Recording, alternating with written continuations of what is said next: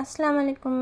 இன்றைக்கி நம்ம மட்டன் மந்தி எப்படி செய்யலான்னு பார்க்கலாம். ஒரு கடாயில் முழு தனியா, மிளகு, சீரகம், பட்டை, லவங்கம், ட்ரை லெமனும் சேர்த்து அரைச்சி வச்சுக்கலாம். அது ஸ்கிப் ஆகிடுச்சு. ஒரு பாத்திரத்தில் கொஞ்சமாக எண்ணெயும் பட்டரும் சேர்த்துக்கலாம். மட்டன் பீஸெல்லாம் அதுக்குள்ளே போட்டு 2 பக்கமும் நல்லா ஃப்ரை மாதிரி பண்ணிக்கலாம்.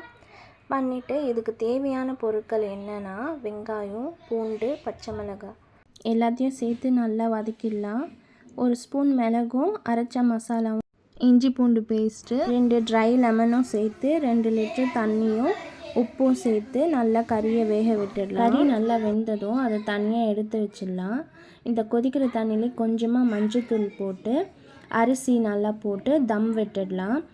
ஒரு பிளேட்டில் 2 ஸ்பூன் பட்டரு, இஞ்சி பூண்டு பேஸ்ட்டு, அரைச்ச மசாலா 2 ஸ்பூனு, 2 ஸ்பூன் மிளகாத்தூள், உப்பு எல்லாம் நல்லா மிக்ஸ் பண்ணிவிட்டு மசாலா நல்லா தடவிட்டு அடுப்புலேயே வச்சு 2 பக்கமும் சுட்டு எடுத்துக்கலாம்.